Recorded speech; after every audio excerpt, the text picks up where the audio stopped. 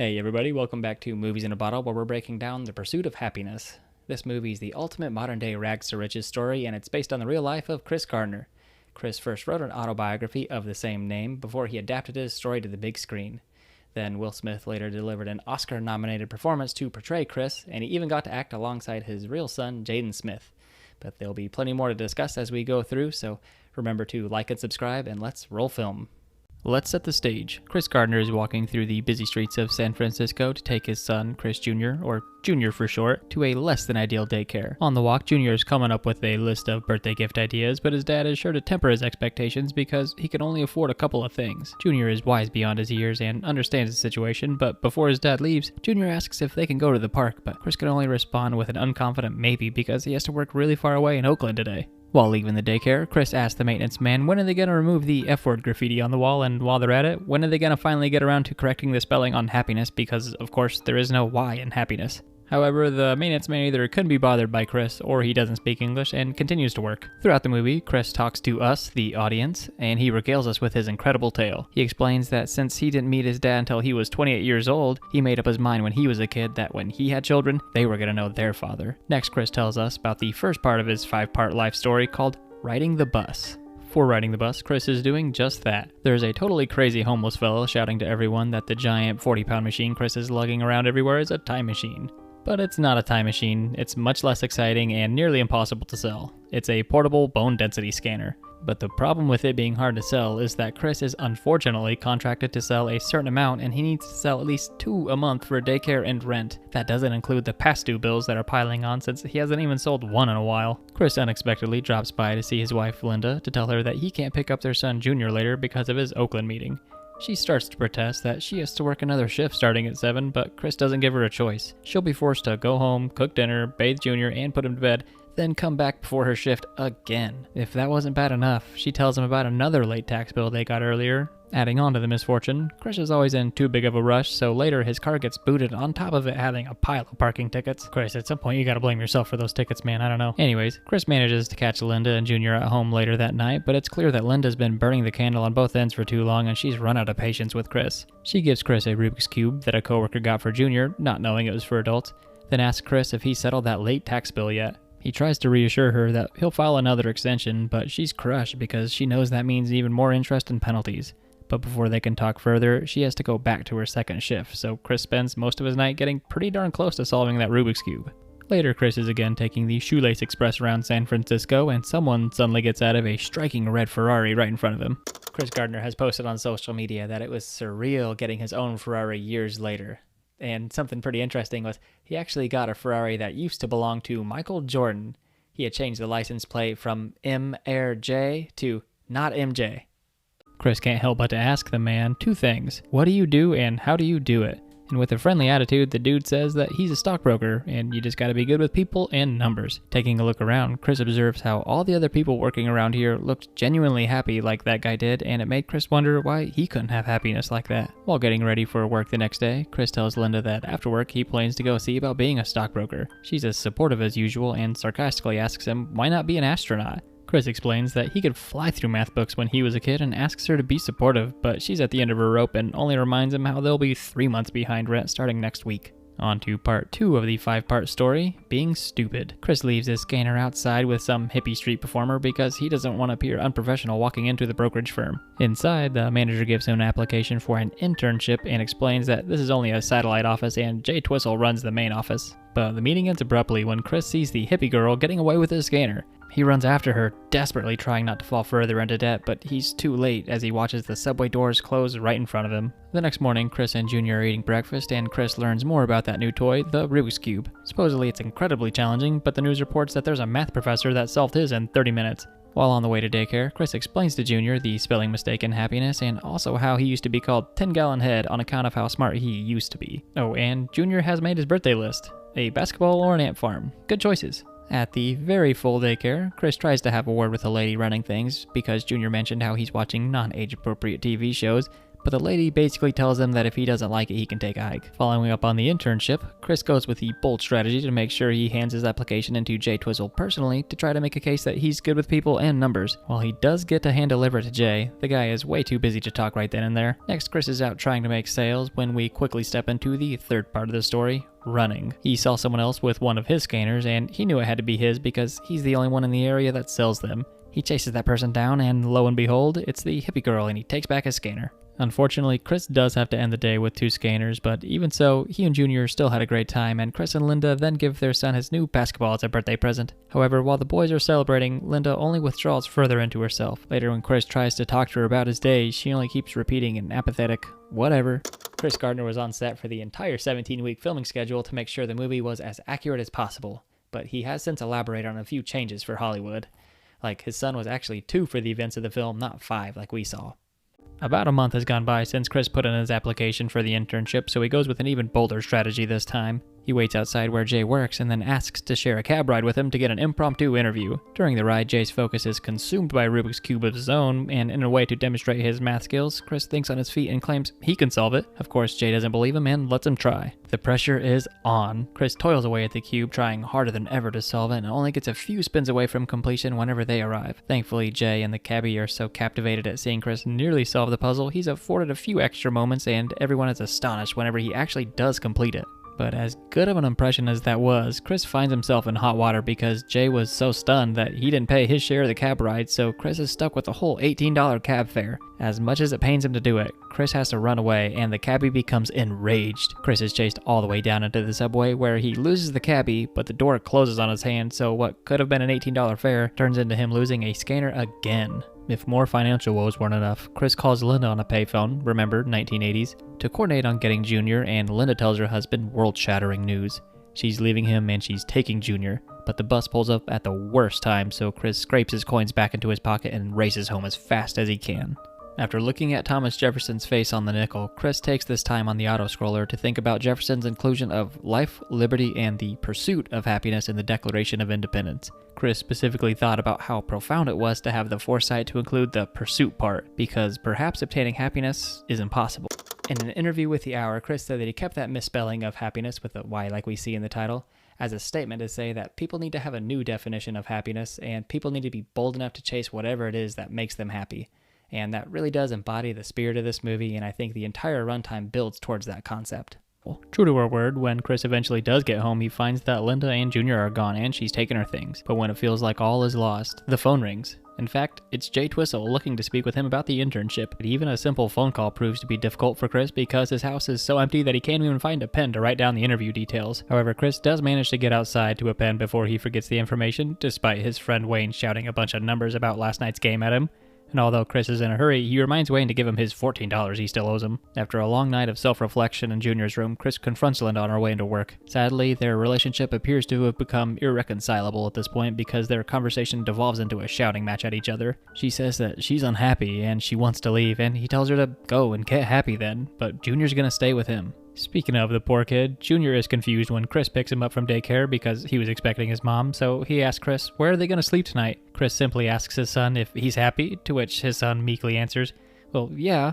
And Chris says, well, that's enough for him, so they'll stay together. Unfortunately, Chris's relationship problems aren't the only thing to worry about, as those financial woes catch back up to him. Dinner is interrupted when the landlord tries to kick Chris out right then and there because he's incredibly overdue on rent and he has painters coming tomorrow. Chris rolls a nat 20 on persuasion and buys him and Junior another week, but he has to do the painting. Then the painting is interrupted when the police show up to take Chris in to make him pay for his plethora of parking tickets. Chris empties his bank account writing them a check, and then is further deflated whenever he's told that he'll have to stay until the checks clear at 9 a.m. the next day, which will likely jeopardize his 10:15 a.m. interview. Rather than allowing Junior to go with social services, he calls the last person he wants to talk to, Linda. Chris is filled with reservation when asking her to watch his son for one more night, and for some reason, she's holding back tears while saying that she'll bring him back around 6 after they go to the park. After checks clear, Chris races to his interview, but from the moment he walks into the building, he sticks out like a sore thumb because he still looks totally disheveled. When the interview starts, Chris is very quick to address the elephant in the room. He wanted to craft this situation into a story to exemplify qualities that they admired, but instead he's totally honest about being arrested for parking tickets while painting. Jay vouches that otherwise he's only ever seen Chris in a suit and tie, and he's incredibly determined. Chris further asserts his earnestness, saying that he's the type of person to be honest about not knowing things, but he knows how to find answers and he will find them. Then Chris sticks the landing when the boss, Mr. Fromm, sternly asks him what would he say if he hired someone without a shirt on. And he'd say the guy must have had on really nice pants. Afterwards, Jay congratulates Chris for doing so well, but he's stunned when Chris says that he's unsure about moving forward with the internship. Chris didn't know it'd be unpaid, or he'd have to be number one amongst 20 candidates after a 6-month period to even land a paying job. But rising to the occasion, he does come up with a plan. He'll have to sell the rest of the scanners to take care of himself and Junior while he does everything in his power to land that job. Chris gets home to finish painting and 6 p.m. comes and goes. Linda does finally show up well into the evening holding their sleeping son, but moments after she puts him to bed, she drops the bombshell that she's going to New York for a job. She doesn't fight Chris when he says that Junior is staying with him, but with a heavy heart, she asks that he tells their son that she loves him and she knew Chris would take good care of him. Then as she fights back more tears, she leaves into the night, and Chris calls Jay to accept that internship. Here are a few more changes for Hollywood. First, Junior's mom was named Sherry, not Linda, and she never abandoned her son, but she would sometimes take Junior without telling Chris where they were. Next, Chris never had this bone density scanner thing going on. He did sometimes sell medical equipment, but it was never this crippling financial situation. And then last, and maybe the most significant change, was why Chris was arrested. Instead of it just being for unpaid parking tickets, it was actually for domestic abuse, and he was held further for unpaid parking tickets, but they changed that first part to maintain the audience's perception of Chris. That extra week Chris got ran out while he was waiting for the internship to begin, so Wayne helps him move to a cheap, shady motel across the street. Chris has to use weekends to sell scanners, but before that, he and Junior go shoot some hoops. Junior is playing around saying that he's gonna go pro before draining a basket. Nice one, Jaden. But Dad attempts to temper his expectations once again, but only extinguishes all interest in basketball whatsoever, and Junior now just wants to leave. Now, if you only pay attention to one thing in this entire movie, listen to this. Chris realizes his mistake and tells Junior not to let anybody, not even him, tell you that you can't do something. If you have a dream, protect it. If you want something, go get it. Period. Then it ends up being a pretty good weekend because Chris sells a scanner and buys Junior a candy bar. Now on to part 4 of the story called The Internship. As promised, Chris is just one of 20 interns all clamoring to learn the ropes from office manager Alan Frakish. Alan explains that they do have a test to separate out the undesirable candidates, but more or less whoever brings in the most money through new clients is usually going to be the one selected to stay on. While stepping out for lunch, Chris bumps into his boss, Mr. Fromm, and starts to buddy up with him, but he sees the crazy time machine homeless fella from the beginning walking around with his scanner, meaning he must have grabbed it right after Chris got his hand stuck in the subway. Chris does a pro gamer move by excusing himself, saying, "Hey, I just saw an old friend," but then does a rookie gamer move by getting hit by a car. But Chris won't let getting run over and losing his shoes stop him, so he goes back to work anyways. That's another one on the board for capitalism. At work, Chris does everything right. He studies hard, he puts in the time making calls, and even though it makes him feel totally unappreciated, he does all the errands for Alan. But with all that being said, he's still juggling being a newly single father alongside his scanner selling job, so he has to optimize his time to keep up with everybody else. But even while doing things like skipping water to avoid bathroom breaks, he's falling behind, so he skips about halfway up his list and goes straight to calling a CEO, Walter Ribbon. And as luck would have it, he just had a meeting fall through, so he agrees to meet Chris in 20 minutes. The guy that plays Alan is Dan Castellaneta, and you might notably recognize that name as him being Homer from The Simpsons. While Chris is learning the ropes from Alan, he's openly asked, who's gonna get him a donut, which of course is Homer's favorite food. Unfortunately, Chris's lucky break ends just as quickly as it began when Alan all but tells him to go move his car so he doesn't run late for his own meeting. Chris thinks on his feet and tries to kill 2 birds with 1 stone and take Alan's car to the meeting, but traffic is so bad he misses it anyways, and to make matters worse, he gets a parking ticket, which of course he'll have to pay so Alan doesn't find out about it. That night, while Chris is paying bills at a diner, he tells Junior that he's gonna have to tag along for more sales pitches again, but it's possible that they go to a 49ers game this weekend. To make up for missing that meeting earlier, Chris drops by the CEO Walter's house to personally apologize. Chris also recalls Walter mentioning the 49ers and tells a harmless lie that he and Junior were just heading to the game after this. Of course, Walter and his son were also going, so he kindly offers to ride together and watch the game in his premium box seats. Being the opportunist that he is, Chris naturally tries to win over the CEO's business, but Walter politely declines because Chris is still a rookie, but Chris still does manage to shake a few hands with other potential clients, and Junior has an amazing time either way. We're on to the fifth and final part of Chris's life story, aptly titled Paying Taxes. 4 months have gone by, and Chris has managed to sell all of his scanners, and things are going pretty well, until that old tax bill Linda was upset about reared its ugly head and caused the IRS to take $600 of the remaining $621.33 that Chris had left to his name. Chris narrates he'll always remember how this happened on September 25th, which is Will Smith's birthday. Chris is now in an all too familiar situation once again, as he and Junior attempt to sneak out, and the new landlord hounds him for rent, shouting that he's not messing around and he needs it now. But as they hurry away, all Chris can do is promise that when he gets rent money, the landlord will get it. The two drop by to see Wayne to finally collect that $14, but Chris freaks out on his friend because Wayne thought they were square since he drove him a couple blocks when he moved. Later, Chris is watching his son play at the park with what little enthusiasm he can currently muster, but he catches another lucky break when he notices that crazy guy walk around with his scanner again. Thankfully, Chris takes it without incident and immediately starts to clean it so he can sell it. Sadly, no matter how hard Chris tries, he can't manage to sell the scanner, so he's forced to throw in the towel and take his exhausted son home for some much-needed rest. But things go from bad to worse when the two find the landlord wasn't bluffing this morning and they've been evicted. As upsetting as this is to Junior, Chris presses on and tries to go back to his friend Wayne, but likely due to their interaction this morning, Chris is left shouting on the streets with his son. With nowhere else to turn, Chris and Junior find themselves at the subway station in the dead of night. Junior comments how the homeless guy was mistaken about the scanner being a time machine, but Chris tries to bring a little light into their increasingly dark situation by saying that it actually is a time machine if you press this button. Although it doesn't seem like he believes his dad, he goes to press it anyways. His dad says he has to close his eyes and think about where he wants to go, and Junior says he wants to go somewhere from before, and after he presses the button and opens his eyes, Chris continues to bring wonder and imagination to his son by pretending they're cavemen hiding from dinosaurs. While everything seems cheerful to Junior once again, Chris is actually disguising their heartbreaking situation that they're resigned to sleeping in a public bathroom. In that same interview with The Hour, Chris explained that he didn't initially think Will Smith was the right guy for the role. He said people thought about Will Smith and thought about big movies about outer space, but this was a movie about inner space. It was later his daughter that convinced him that if Will could portray Muhammad Ali, he could surely play him too. And then Chris would later give Will a copy of the transcript of his book to help him prepare for the role. The following day, Chris takes Junior to a women's shelter, hoping they would make an exception and take them in until he can sell the scanner, but sadly the worker says they can't stay, but she does tell them of church they can go to if they get in line early enough. The line to that place wraps all the way around the block, and the worst almost happens. After waiting in line for who knows how long, Reverend Williams comes out to say they only have 4 spots left, and since some jerk jumped Chris in line during the announcement, he almost doesn't make the cut. A quick scuffle ensues, but another man confirms that Chris was cut in line and they're let inside. While it isn't luxurious, it's a safe place where Chris can at least give Junior a sink bath, and he can try to repair the scanner and study for his internship. Naturally, being in a new place makes Junior anxious, but he eventually rests easy after his dad confirms that he's always nearby. Briefly checking back in with the internship, Chris has learned to keep performing at a high level with even less time now because he has a strict schedule if he's going to get back in line at the church in time. It's so strict, in fact, that Junior once dropped his only toy and they couldn't even stop to get it. Soon, Chris will have to take his big test, but before that, he and Junior attend one of Reverend Williams' sermons where he and the choir deliver an impassioned service about life's challenges, and it moves the entire room.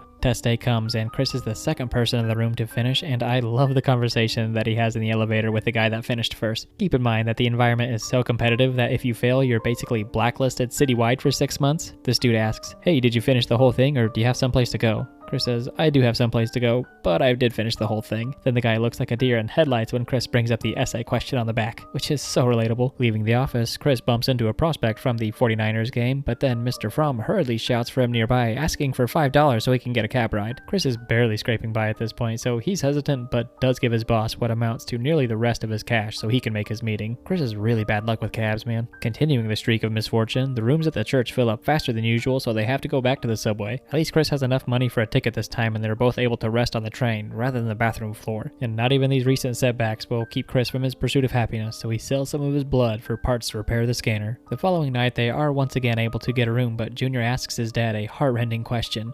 Did Mom leave because of me? Chris is likely familiar with that feeling and is struck by overwhelming sadness even hearing the question, and he tells his son to not ever think something like that. His mom left for her own reasons. Noticing the pain on his dad's face, Junior reassures Chris that he's a good papa before they say they love each other, and Chris goes on to spend the rest of the night repairing the scanner. Chris would then go on to sell that last scanner. Then, to Junior's surprise, they aren't going to stay at the church or the prehistoric cave. They're going to go to a hotel where they can each get some overdue rest. Keeping that great momentum going the next day, Chris took Junior to the beach so they could be away from the city, but more importantly, so Chris could get away from the disappointment he feels in himself. He'd think about all the things that he could be after he get an A in school as a kid, but he never became any of those things. It's now dawn of the final day before the internship ends, and Chris bumps into Jay again at the office. Jay is quick to compliment Chris on the business he's brought in from the fellas at the 49ers game, and then sincerely tells him that no matter how this internship shakes out, he's done a fantastic job. On Chris's last day, he's making calls at his desk when Alan abruptly interrupts, only saying, "Chris, come." Chris once again finds himself in the room with executives where he first interviewed while covered in paint. He even makes a joke calling back to that, saying that he thought he should wear a shirt for his last day, but Mr. Fromm playfully says that he should also wear one tomorrow if he'd like to work here as a full-time broker. Chris fails to fight back tears as he accepts the life-changing job, and on his way out, Mr. Fromm calls him back to repay him for that $5 cab ride. Overwhelmed by relief, joy, and too many other emotions to capture here, Chris runs through the streets to his son while he explains that this is the next part of his life, called happiness. We are then informed that after Chris started his career as a broker, he opened his own firm in 1987 where he would go on to sell his shares in a multi-million-dollar deal in 2006. We close on a nice Easter egg of Chris and Junior walking past the real Chris Gardner as they go on to enjoy their newfound happiness.